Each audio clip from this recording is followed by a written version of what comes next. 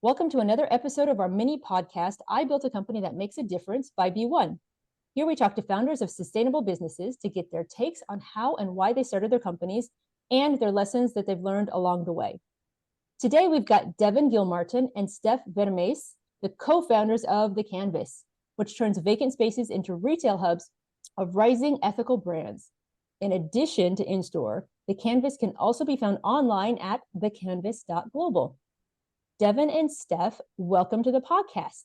I'm really looking forward to chatting about, one, the death of fast fashion, how you guys see that, and how you support sustainability-focused brands and merchants.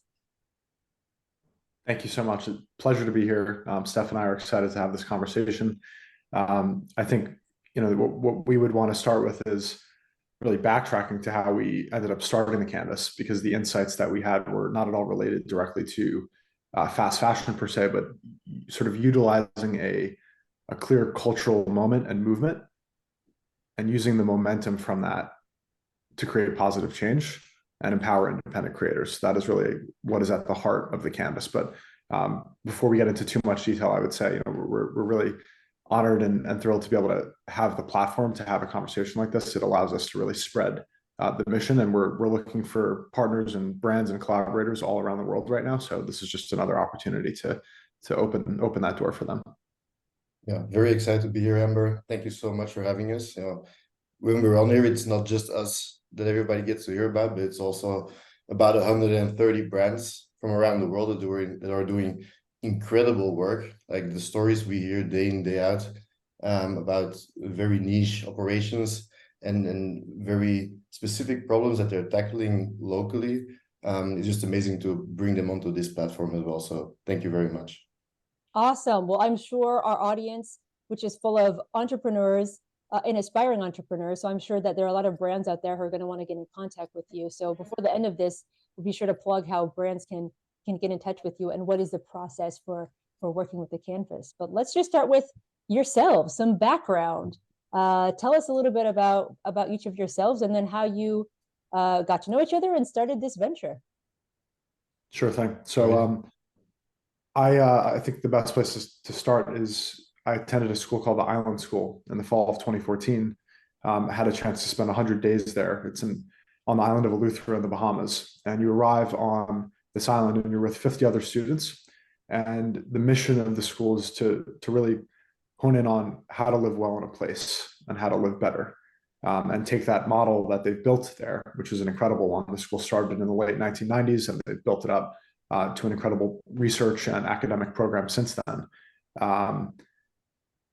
Scuba diving is science class, math class is solar efficiency and rainwater usage on the campus. And you're sort of immersed in this sustainability focused program for 100 days, but you leave the school, never forgetting that, and certainly motivated as I was to sort of bring that home and carry that on.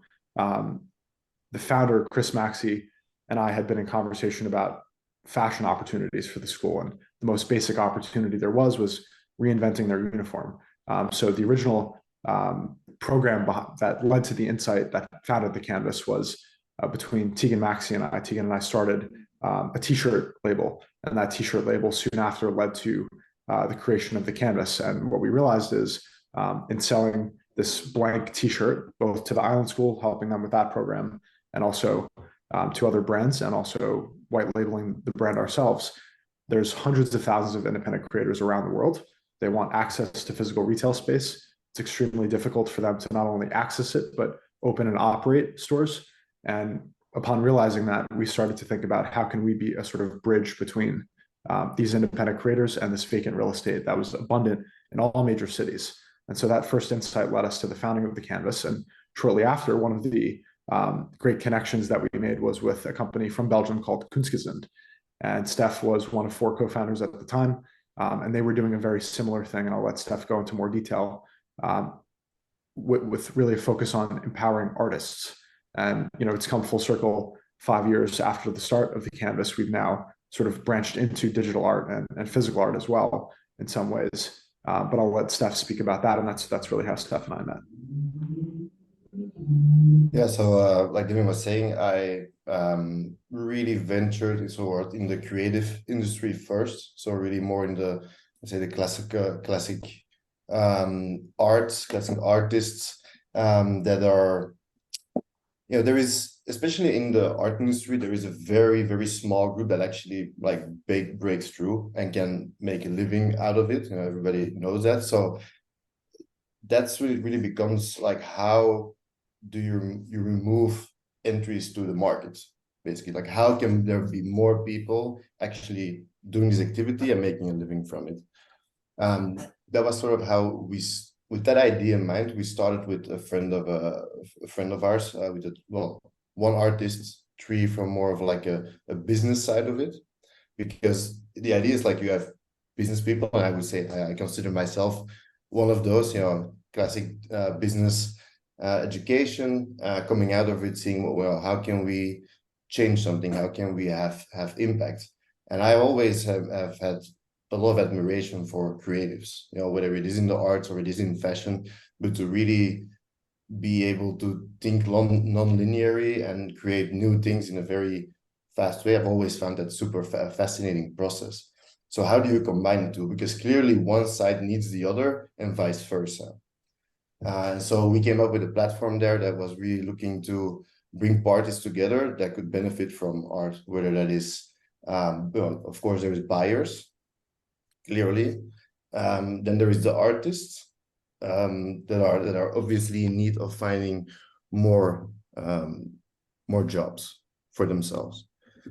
But those two don't really find each other that much. So how do you create a channel to actually find each other outside of the classic way of doing it, which is galleries?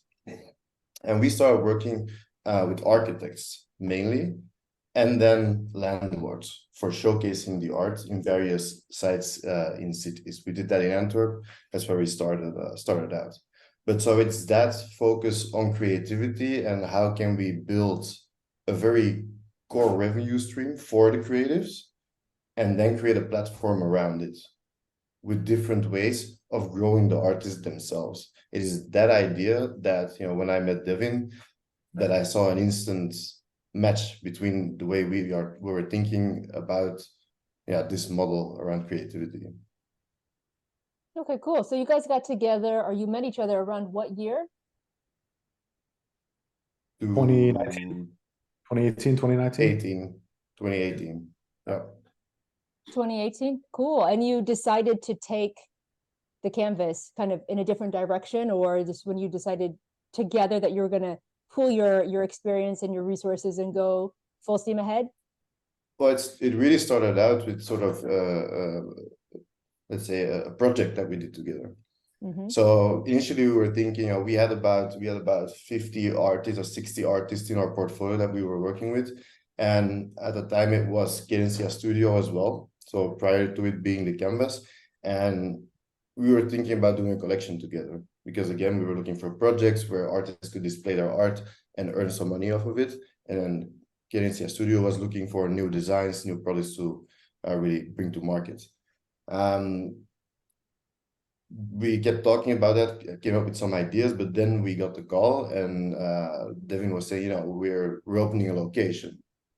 The idea around the canvas was still very raw, but it was already leaning into experiences and activations. And so the idea was that we would do an activation with about 18 artists in New York, all coming from Belgium, international art exposition, and activating, well, the local Belgian community in New York, but also, the organic traffic that you receive in Williamsburg, which is an amazing experience for artists from Belgium. And that's really when we got to know each other better and work together for the first time. Cool. And Devin, you mentioned something just in your intro. We have just come off of, I don't know if it's technically over, if it's still circulating, but anyway, the COVID pandemic, when it was really heavy and everybody was in lockdown. So that's real fresh in our memory, and our, collectively, I think there's a lot of attention on e-commerce. And you just mentioned it's really important for independent brands to have access to physical space. Can you just elaborate as to why? Yep, absolutely. So I think the first thing is that that is an insight that we've um, been able to observe by the behavior of brands and their reach out to us. This is not us manufacturing a problem. This is actually a desire and a demand that is present and is not being addressed. And we know that because as a startup of our size, we're still quite early to the market. The number of brands and the volume of product that they have ready to go for us just when they discover us and how quickly they move when they do is to us an indicator that there's something here. If you're an independent brand and you only have an e-commerce channel and that's your one way to get in front of people, you're going to be limited in the amount of exposure that you can have. People need to touch and feel and understand your designs, your garments. They want to be able to try it on. You can't have any of those things if you're only operating through an e-commerce channel or if you have a showroom in one city. So to us, what we're trying to build is really an infrastructure similar to, if you think about Airbnb. Any person on earth in a few clicks can look at any home in the world and book it and travel there and stay there. There's a level of trust established through the platform and an ease and efficiency in being able to do that. And that's what we want to create for independent brands. So if any brand in the world suddenly has access to any vacant space that is either currently operated by us or could be in the future, and all they have to do is click, pay a membership fee, send their product, and they're there. They don't have to open stores. They don't have to hire people in different cities. They don't have to speak another language. This is groundbreaking. And to link it a little bit to what you've discussed with fast fashion, I think H&M, Zara, Topshop, Forever 21, these are the current ways people can get affordable and quality enough clothing in major cities where they don't have to overthink it. Alternatives are possible. We just need to create them. So I really think this idea is such a good one. Can you talk to us a little bit more in depth about, maybe take us through a brand's journey with you from beginning to, I want to say end, although it's not a one time only a relationship. How do brands, what's the process for working with you?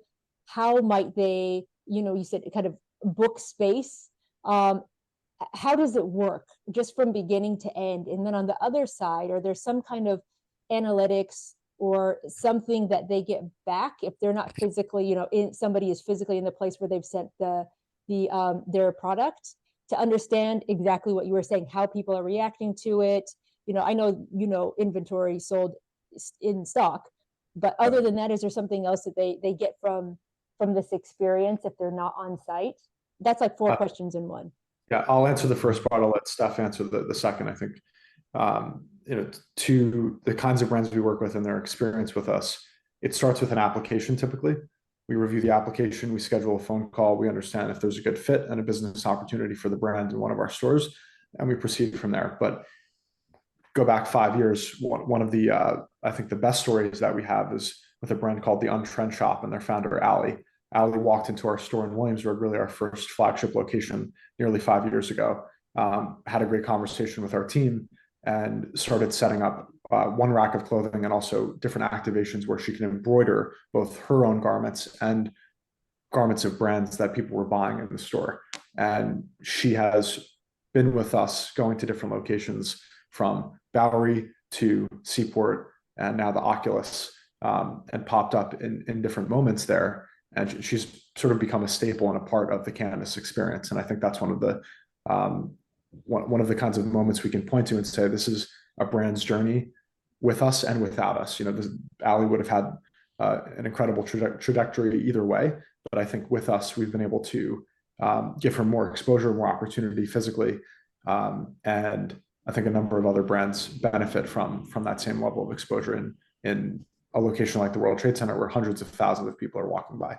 The new brands that we have, Sukasita, One People, Sukasita is from Jakarta, Indonesia, One People's from Copenhagen, Denmark. These brands are, getting their first physical retail exposure with us, and they're immediately seeing sales. And to watch how incredible it feels for them and the way that they respond to getting an email from our sales associate the moment that first sale happens, describing who bought it, why they bought it, what was the reason behind it. And I'll let Steph get more into detail about the data and the other things we provide. But these are the data points that motivate us to keep going and inspire to sort of change things for the brand. Mhm. I'm gonna slightly answer sort of half of that question as well, because I think it's indeed what we've done with Ali from Untrend. Yeah, it's a very close relationship, and she's in store with us, and yeah, that's just wonderful. And those will always be part of the canvas. I think to answer it in a slightly more high level, like what we really see as a success story is, we brands come into the canvas under a membership model, and we sell under commission, and there is different memberships, and each membership has its percentage of commission. The more you pay as a membership, the lower your commission. The reason we've done this is because we really want to be able to offer any brand, even if they're just starting out, a position in the store, because we think that even for those very small brands, there is a lot of future value for them, and if we can really bring them in immediately, have them bring access to the market, to the consumer in New York or wherever we go, we can really be at the start of an amazing story there. Right? And so typically brands will start out on a starter, for example, very low in cost, higher in commission. If they see traction, they will upgrade, and this actually becomes a sales channel for them, where at first it's more of sort of a discovery that they're doing. Mm-hmm. What we started experimenting with last year is the successful brands that we're having in store to actually give them their own storefront. So a single brand location. And I think that's where we really see ourselves as being a platform. Like, how do we reinvent retail? And it's not with, there's also technology involved, but it's more so about the model on how we're working with landlords and the need that is there with landlords. We're working with Westfield, which to us is an amazing partner in the Oculus, and they really understand like what is the function of retail. Why do people go to physical locations? And it is to get that excitement about new brands and new products. But how do you connect with those brands early on? And that's where we position ourselves. And so for us, a brand eventually setting up their own retail location, that is really a huge success story for us. So that makes perfect sense. That makes me think of a startup here in the UK that is taking, a lot of just dilapidated and abandoned property on the high streets here around the UK. So taking, kind of not long-term leases, but going in to do pop-up stores and in the branding, et cetera. So that makes a lot of sense what you're saying. How many stores or how many locations do you have now? We have five at the moment, 5 operating. All in New York? All in New York. We had one in Miami for about 6 months. We had one in Antwerp in 2020, right before COVID. So we've sort of expanded in and out and tested different cities and locations, but we plan to continue that expansion in the coming months and years. I do want to mention just on what you said about London. I think you see the same thing in San Francisco. You see city governments starting to respond to this problem because they recognize rightfully that it's not good for their city if there's this number of vacancies. Shopping and malls even are at the heart of people gathering in a public space, and if you don't have that, you have a problem. And so it makes sense that startups and governments alike would sort of join forces and try to solve this together. Yeah, it's not a problem that is going away anytime soon, because you see all of the big brands are all taking down their physical footprints everywhere. So what do we do with those spaces? Right, and something has to give, and I think it is, the landlords obviously have a lot of capital invested, but they also have a pretty long horizon, and I think they can take bets on brands and bringing them in, because young brands, especially those that have started in a D2C world where they are on Shopify, right? Everything's on. They're not gonna get into a 9-year lease agreement on a store, right? That's crazy to them. That's a huge risk. So how do we adjust for that? I really like that you guys favor rising, emerging, smaller, sustainability and impact focused brands. I think that's amazing. Did you say that Williamsburg was your first storefront? It was really the Upper East Side, but we were still figuring out what was the canvas at that moment. It was with Hunter College, and then we sort of we basically asked a bunch of interns and we ourselves called every phone number on every vacant space we could find in New York, and we asked for the revenue share agreement that's sort of core to our model today. We said, you guys have space, we have brands want to pay us to be in the space, you're paying taxes, water, electricity, utilities on the space, let's make a deal. And to our surprise, a few landlords actually accepted that proposal, and the Williamsburg landlord, Red Sky Capital, was the first one who did that and gave us a real chance. Can you walk us through, like, if you can think all the way back to your first store and how stressful and how, like, everything that it took to get there? Can you walk us through, the kind of nitty gritty for other folks who are doing this or are about to do this? How did you choose your location? What were you looking for? Did you need to outfit it? Like, how did that go? What was the process and how did you do it? It was a lot less stressful then. I think we were being guided by naivete. And I think as an entrepreneur, that's actually something you need to recognize and then protect, because your ability to ask the stupid question is what gives you the upper hand sometimes. I mean, for anybody to think, never mind, two 19-year-olds in New York City with a t-shirt company that they can go and get a space for free is purely based on, well, point A is that space is empty, and point B is we know a bunch of brands that want that space. It's a lot more complicated than that. But to us, to distill it down to that and then propose it as if it was that simple is actually what got the landlord, I think, in some ways to be like, well, they're not wrong, and then give us the chance. And I think that is a often overlooked point, and I think it comes across as genuine because it is. It may be taken many different ways by corporations of much larger sizes, but if you're an independent landlord and you don't really have a better option, experimenting on a startup with an interesting idea is not the worst thing to do. Steph? That makes sense. I like that. Yeah, Steph, anything? I mean, I wasn't really part of the initial setup of that location, so I didn't get the very start of it. I think afterwards, especially because when we opened in Antwerp, it was really mostly me operating here, and the rest of the team was in New York. Obviously, Devin and the team they visited, and then Deegan at the time when they were coming to Antwerp. But it's very important at that point, and I still enjoy that. In my role today, is that you have to know your business, and very often that will naturally happen.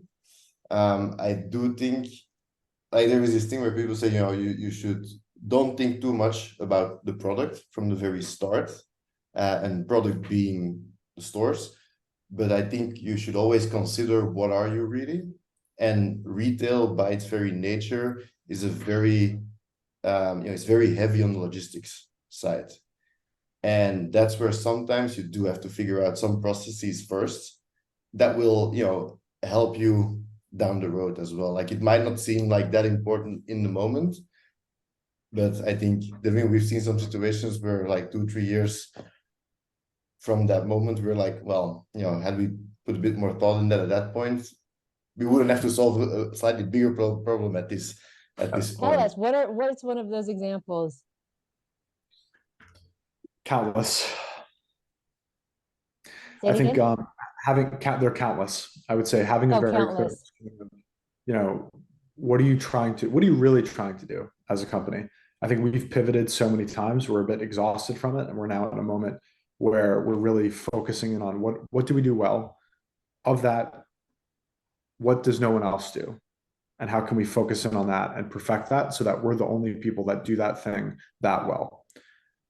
We were not doing any of that a few years ago. We were really testing, experimenting, trying constantly, failing, succeeding in some ways, and adjusting the business accordingly.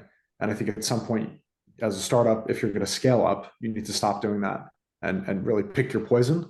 That is, pick the thing that you're going to do really well and let nobody else do better than you, and go with that. And I know this is music to Steph's ears because we often go back and forth, and there's a very healthy tension in the business, I think, not just between Steph and I, but the rest of the team, about pushing and pulling forward and backward. When do we go really hard on something and really make it a core competency? And when do we sort of relax the focus and try to explore a little bit more and experiment a little bit more. And that constant push and pull is, I think, what keeps a startup both innovative and moving forward in a healthy way.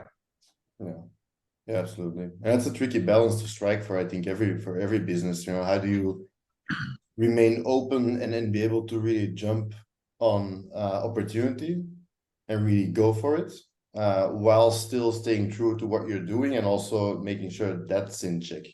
I think that's because of the limited resource you have as a startup is extremely challenging. And I think we've done a good job of it, despite the issues that we sometimes run into, but that's all part of it, really. Well, I would love it. I'm going to ask this next question. I would love it if by chance you two had different opinions. But if you guys have pivoted a lot, one question that I get a lot as an entrepreneur is, and I ask myself and my team, and this is a constant conversation, when do you know when you're in early stage, when it's time to pivot and when it's time to hold?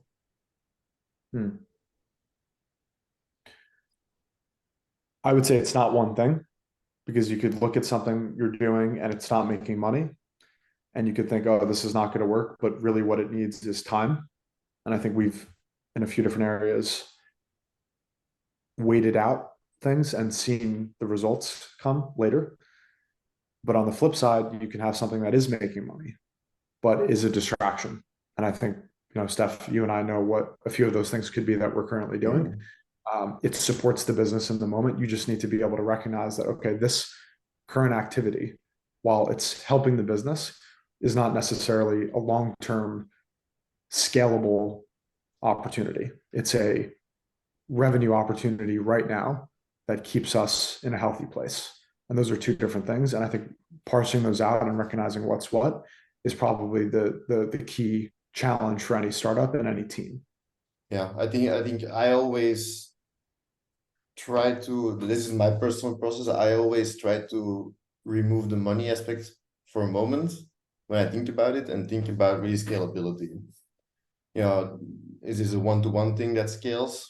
And if so, if you want to bank on it, then you have to invest a lot in it as well. And also, how reliant is it upon the moment? Like sometimes something comes along, and we've had this, where it's a lot of revenue coming in. And I'm not saying don't do it, but recognize it for what it is. That's the important part. Like, if as a startup, if you have revenue coming in, go for it, because you need it as well. But be very mindful on what you're doing with it afterwards. Yeah, that makes sense. And I also just going think, back, one thing, oh, sorry, go on. I was just going to add, I think it often does come down to stakeholders and what is the mandate that you have, the flexibility that you have. Why did people put capital into the company? Are they putting capital into the company to solve this problem and nothing else?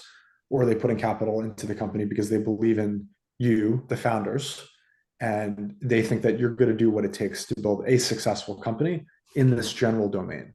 And I think, I'm looking at Steph's background and I see the set of books behind him, Incerto, which is a series by Nassim Taleb about uncertainty. And I think we've built a business that can adjust to uncertainty and is quite anti-fragile in that it reacts to stress in a very positive way because we have so many lines of business. So if shopping is down, it's likely that real estate is struggling. And that struggle in real estate will be something that we can take advantage of in the way that we structure our leases and licensing agreements. And same thing with our activities in Web3 right now. We're not a crypto company. We don't have, we don't exchange in crypto. We don't accept crypto.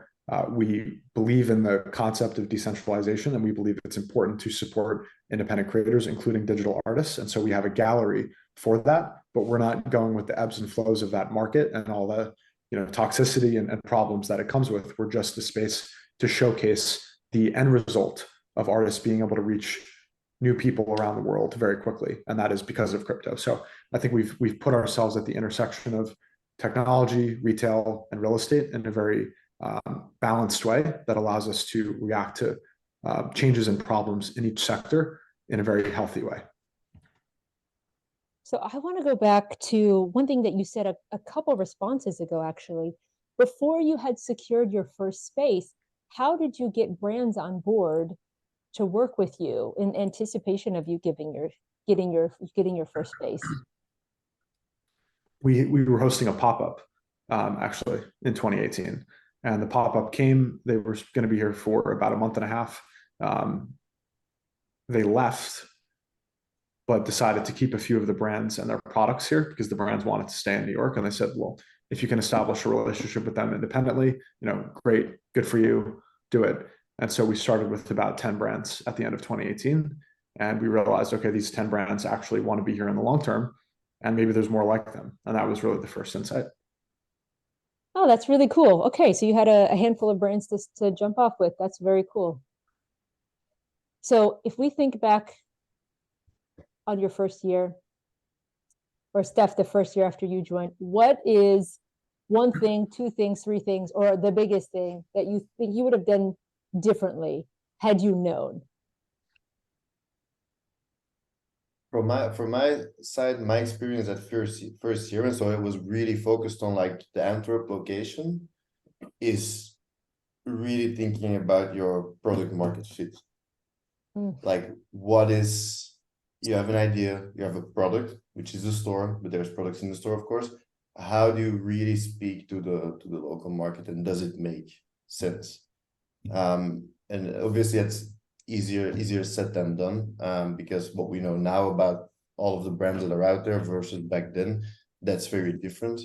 But as much as you say that as a startup, you have the ability to fail, but you also have to get big success.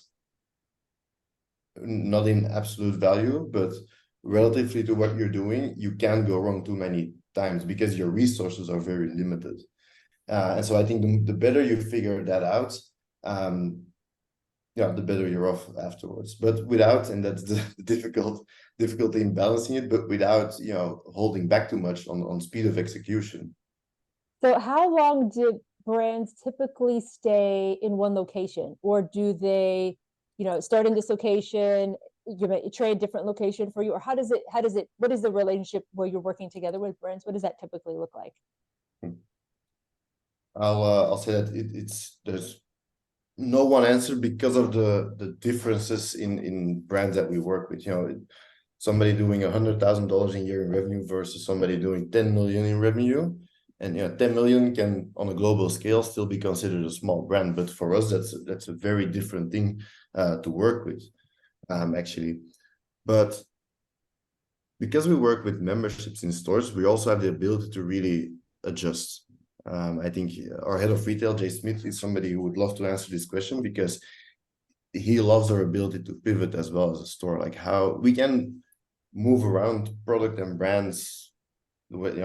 We just tell them we don't think this works, and I think brands also trust us. That's why they're with us. We provide expertise and see what works for their product. So if something is not really a good fit in one store, then we will move it to another location. Other brands, from the very first moment, it's a great product market fit, and they stay there. They make great sales. They will expand to another location if it makes sense, because we also slightly differ our stores, so not every store is the same. That was my next question. Yeah, what is there a genre or a theme or set of products per store, or is it simply the customer base that is around that in that particular neighborhood? Or maybe the foot traffic, because the Oculus must get just people from, commuters. Oculus is a very broad group of people that is walking by, a demographic that is coming by. Seaport is different. So a lot more local people, high spenders. So the product selection there is different. It's higher price points, much more one-of-a-kind pieces. While in the Oculus, it's a slightly lower price point and easier to convert items, because people spend less time in store. That is much more exposure, but a customer will not spend an hour with a product.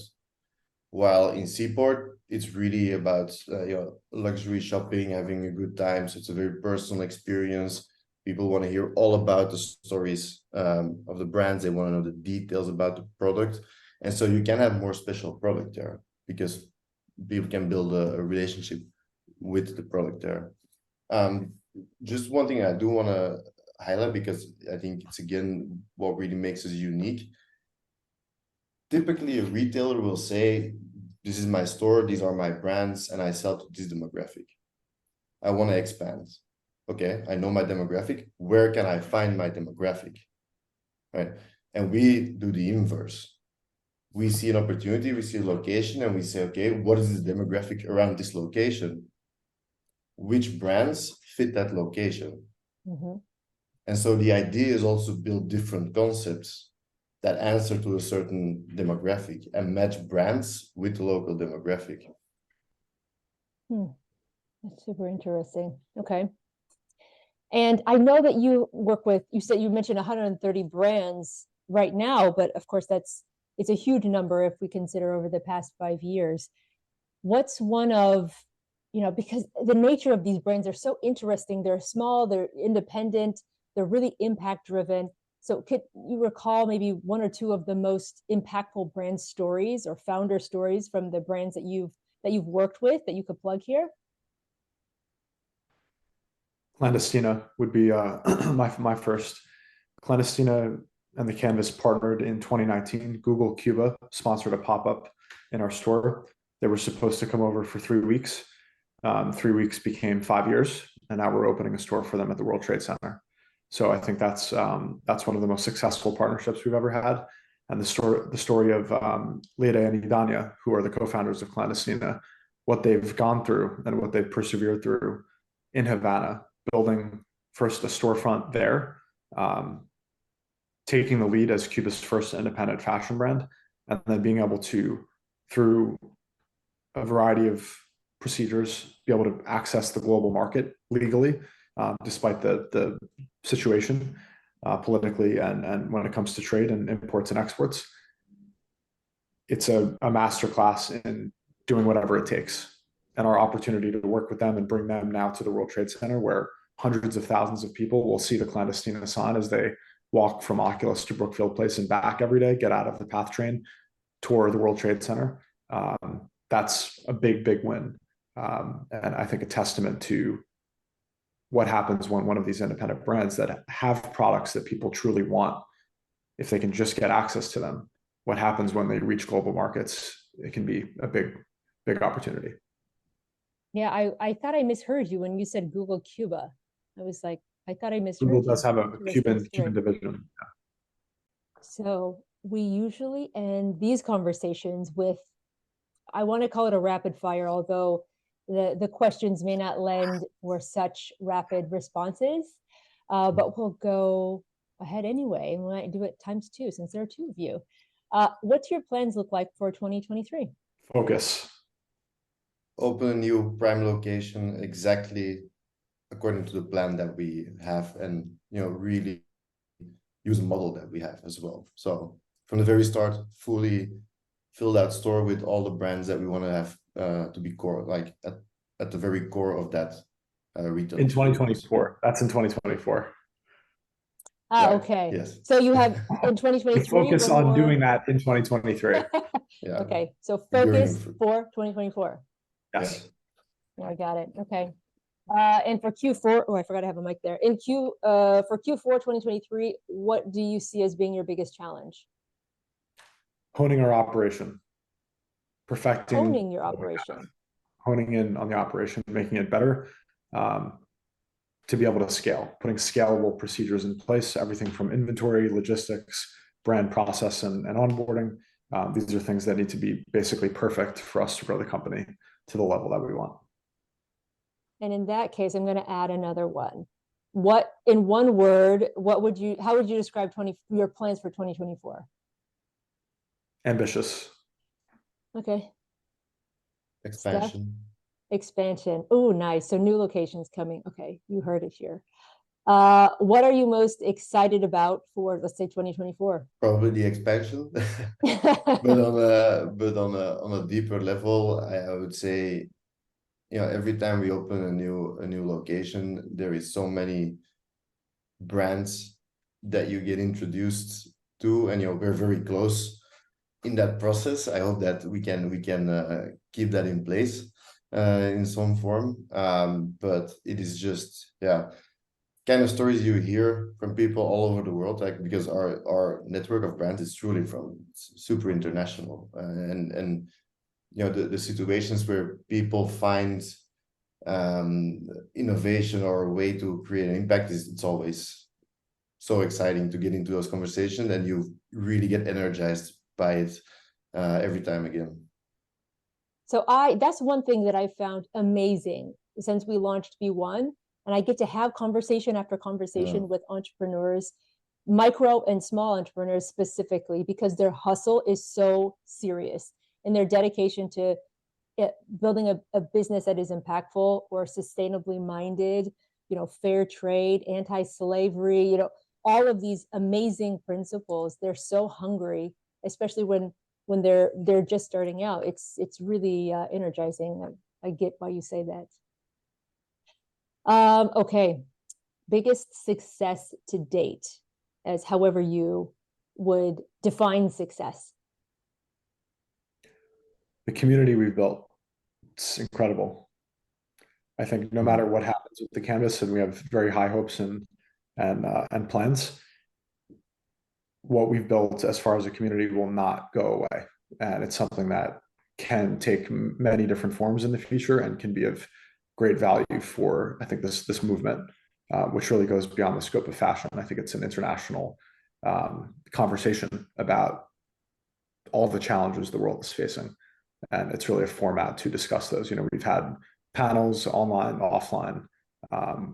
We have great friends that have come from this collaboration and this business. So I think using this as a model for future businesses is something that is something I have in my mind, whether it's a part of the Canvas or a new separate venture. I think we've really found something in terms of how to work with many different companies at once that can be applied in different ways. I'll give you two if I can.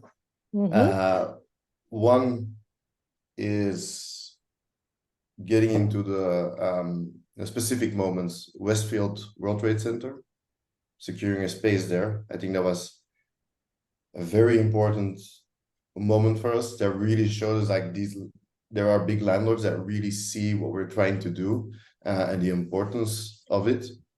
And then another one, it's more related to what Devin is saying, was when COVID started, our first town hall that we did. So we brought together all of the brands in a moment where, you know, the entire world was really upside down. And, you know, us being, you know, I living in Belgium, in the US, you know, what was going on was terrible. But then you get into a conversation with a group of brands where, you know, some of them are in South America, others are in Asia, and you really understand, first of all, the support that we have here and how easy we have it in that moment and how others struggle. And to see all of those people come together and really share that moment with each other because of what we've built was something that I think I will always remember reading.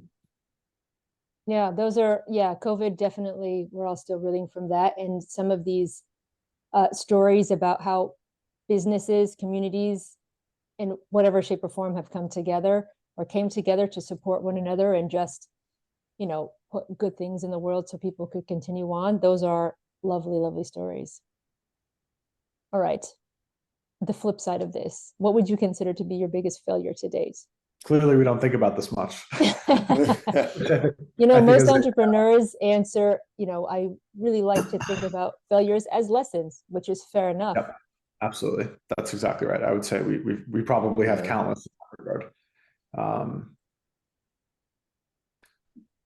We make mistakes every day. I think some of them have been more significant. I think we've made some decisions about what to do and when that have been, in hindsight, which is 2020 mistakes. We're just coming off of one. I won't say much more than that because I think we want to keep some of these learning lessons internal because they help us make it a success actually in the short and medium term when we change the way that we do that thing that we did. So Steph knows exactly what I'm talking about, but I think we've jumped to decisions and opportunities too quickly at times, and we've suffered as a result, sometimes in a very significant way.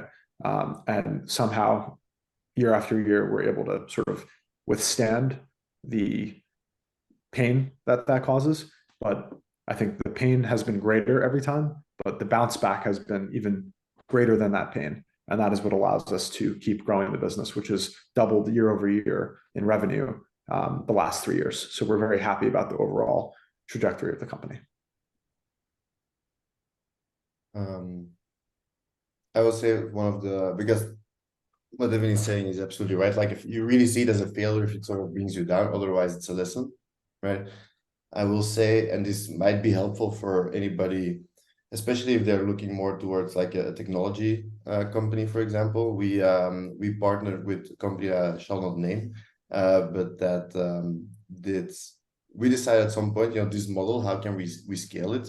How can we give more insights to the brands directly? And we built a custom marketplace. But always vet your partners that you're working with very, very well. And also intervene the moment you see something coming up. Even if it's not your field of expertise, really, really make sure that it works and that everything is okay. Because it can cost you a lot of money, and it cost us a lot of money. That mistake. You know what? That's the one that comes up sometimes pretty regularly, is folks say, especially when they have to outsource technical builds. Yeah. Really vet, and a lot of our entrepreneurs, when they're building their website, they're building their marketplace, or they're building their mobile app, have said, look, I've had, I essentially had to do this twice because I didn't I didn't understand how to partner with a tech partner, or I didn't vet, or I didn't manage it closely enough. And that's one that's a recurring lesson. So yeah, that makes sense. If you could get 85%, go on. No, I just wanted to add as well, like I would also say a tip is write out all your processes throughout your company out first. Manually, like write them out, that you understand all of it before you're solidifying it in technology, because changing it in technology is a lot more expensive. That is a really interesting one. Okay. And that makes sense. That's a really interesting one. I haven't heard that before from any of our guests. I think there's probably a lot of people saying that are more experienced, like, of course. But yeah, it's not something you always do, because it's quite it's an extensive process. Yeah, but that makes sense. First, understand your own process inside and out before, as you say, you digitize it, or you pay somebody to turn this into technology, because then every change you make is another invoice. Yeah, we were still too much discovering parts of our business while building it, and I don't think that naturally that comes up because you see opportunities because of the technology. But maybe it's better to keep those for next phase then. Okay. If you could get 85% of the world to adopt a single behavior, what would it be? Cold plunges. Cold plunges. It's not a bad idea. I've always thought like a change into like a physical behavior would be a good thing. Yeah. Maybe stretching. There's such simple things like yoga is too much because you're asking people to take a significant time out of their day to do a practice, but a cold plunge, like yoga is too much. Cold plunge, not everybody has access to.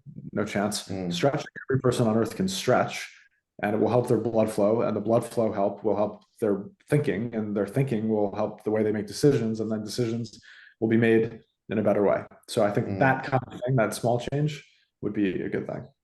But then these are things you two do these things. So Steph, you are a practitioner of the cold plunge. I love it. Yes. Seriously. Yeah, every day. If cold plunge is a religion, Steph is. Also, I'm currently still living in an apartment. Like, if I get a house at some point, then there will certainly be a cold plunge in the backyard. So like a cold shower doesn't cut it. No, well, for now it does, but it's not enough. The poor second. Okay, fine. Fair enough. All right, and then last, can you give us a plug? Where can we find you in real life, on the website, social media? Where are you? Our favorite channel to communicate is Instagram. We're at the Canvas NYC on Instagram. We're Twitter at the Canvas Global, and then our website is thecanvas.global. Thecanvas.global. So hope to see everybody there, and more importantly, hope to see everybody at our stores, World Trade Center, Seaport, and at any events that we have coming up, which you can also find through our Instagram. Awesome. I'm very excited. Next time I'm in New York, which should not be too far away because my sister lives there, I will, but also we're based there. I will come stop by one of your stores because I'm super interested in seeing these brands up close and personal. Amazing. Happy to have Thank you. you so much. Thank you for the Thank for the you time, very much. for the great questions as well. Yeah, this has been fun. I learned a lot during this conversation. So thank you for stopping by and talking about the Canvas. And thank you everyone in the audience. We will see you on V1.